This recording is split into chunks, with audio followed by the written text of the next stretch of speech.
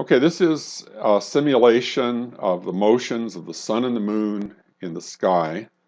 Here the yellow dot represents the sun and the white dot represents the moon. And the Earth in this simulation is a flat disk and the sky is a sphere. This is the apparent view of the Earth and sky if you just walked outside and looked up. It's also the view of the universe that was taken literally by all ancient cultures. We know today that these bodies in the sky are at very different distances, and yet they all appear to be projected onto this sphere. Okay, let's look at the motions now if we were just to speed up the actual sky. What we see is the sun and the moon each circling the sky approximately parallel to this blue circle here. And this blue circle is the celestial equator. Whenever you spin a sphere, you're going to have 2 points that are fixed. So this is the North Celestial Pole, and that's the location of Polaris, or the North Star. Here's the South Celestial Pole. And so what we're seeing is the dominant movement is the spinning of the Earth. That happens once a day. The yellow line, or the yellow curve here, represents the path of the sun through the stars. And the sun moves along this curve, but it takes a year. And so I would have to spin this model 365 times for the sun to go once around this path. The moon is on this white curve, and that takes a month to go around. And so I'd have to spin this model about 29 or 30 times to get the moon to go all the way around. Now, the way things are lined up right now, notice that the path of the sun and the moon cross at this point. This new moon would actually be a solar eclipse because you have a precise alignment. If I move the sun a little bit away from this place where the two orbits cross, notice that they are still in alignment, generally speaking. That would still be considered new moon, but you would not have an eclipse. So eclipses occur only on these two occasions where the two orbital paths cross. We can approximate the moon's orbit with the sun's orbit, and let's do that for a minute, and then we'll come back to the full details afterwards. So if I just cancel out the tilt, I brought the two orbits into alignment. And let's look at a few things this way, and then we'll reintroduce this extra complication. Let's run it for a day just to separate the two bodies there. Okay. The purpose of this little exercise is to see how the motions of the sun and the moon would be observed at Serpent Mound. This is a site in southern Ohio built by an ancient Indian culture. And let's see what happens here with the rise and set times. I'm going to put the season here to summer solstice, and I'm going to put the phase of the moon to full, so the sun and the moon are opposite, and let's run it until we get to moonrise. Okay, here's the moon rising, here's the sun setting, and notice where the moon appears to be, namely right in this bend of the serpent's body, the southernmost bend of the serpent's body. And here's the path of the sun and moon as we've collapsed them together. And notice we have essentially perfect alignment with this bend of the serpent's body here. Let's move the season to vernal equinox, and let's again go till moonrise. And there we go. Here it lines up at the middle bend of the serpent's body. And let's go to winter solstice when the sun is furthest south, but the moon is opposite, remember, and so that's going to be furthest north. So winter solstice, and let's go to moonrise. And notice that if we line it up with this observer, it lines up over the midpoint of this arc over here. Okay. Now let's come back to summer solstice. We're going to focus on that one most of all. So I'm going to go to summer solstice, and that's when the moon should rise over here. And let's let it run. Okay. Now, what we want to do is reintroduce the fact that the moon's orbit is different from the sun's orbit, because this is not realistic. This is the ideal case. We could say that accounts for these 3 points here. Those points would be the rise points for the ideal full moon at summer solstice, winter solstice, and the 2 equinoxes. Let's put the tilt of the moon's orbit back into the picture. And so here's the moon's orbit. And notice that at this particular time, the moon's orbit and the ideal orbit, which is the ecliptic here, look pretty closely aligned. But let's step it a year at a time. And notice that if I change it a year at a time, it turns out that the direction of tilt of the moon's orbit varies. And where that orbit intersects the ground wobbles back and forth the full width of this bend of the serpent's body. Let's back up and see this in a different perspective here. So here is 1 year at a time.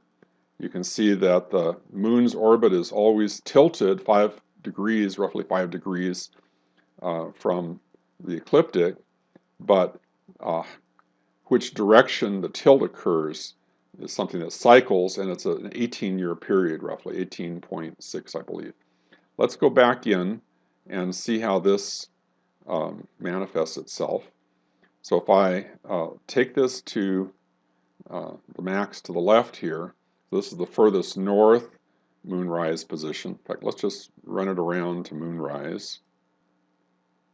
So this would be the minimum southern moonrise, if you can think of it that way. Some of the other diagrams for Serpent Mound speak in these terms. And if I go to the other extreme, and then let's also go to moonrise. There we go. Here is the maximum southern moonrise. And notice how well that matches the width of this bend in the body. Okay. Let's step it a year at a time.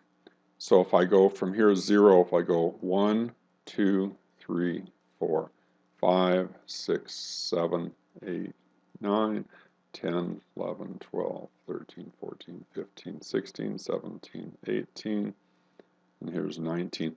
It's 18.6 actually, would be the years to cycle in this way. So the moon's orbital tilt cycles around the ecliptic every 18.6 years.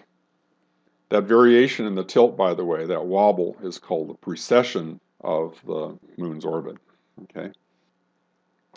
So this was the first thing that caught my attention when I started this project. When I first met Constance, by the way, she said, "Can you calculate moon rises and alignments for Serpent Mound?" And I said, I don't think ancient cultures could do that sort of thing because the moon has such a complicated orbit.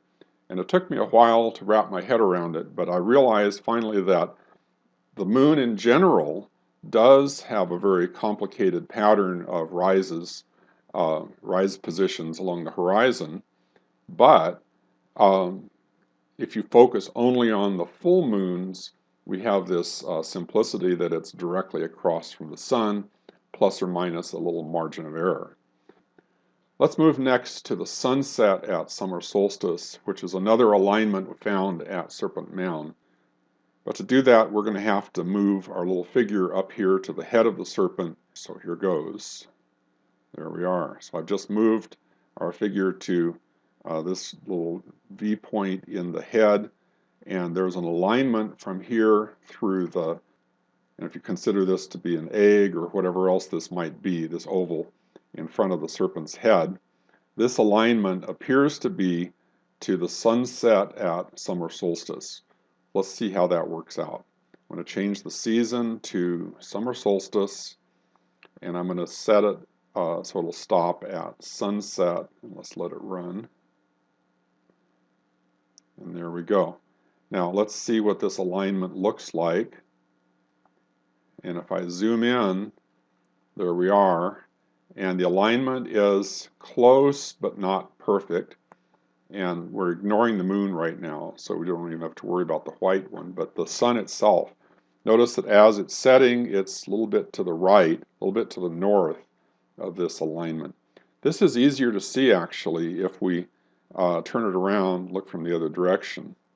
So here's sort of an artificial way. We're beyond the sky, looking back at here. But notice here's the alignment, and at summer solstice, we're beyond the alignment. Now, this model is not a perfect sunset calculator because, first of all, this sun is an artificial size. It's not the size of the actual sun.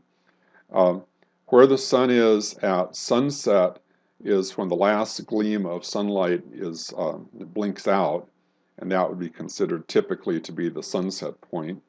There's been some messing around with that definition by other researchers because they're perplexed by this misalignment, and they're looking for possible explanations of why it's misaligned.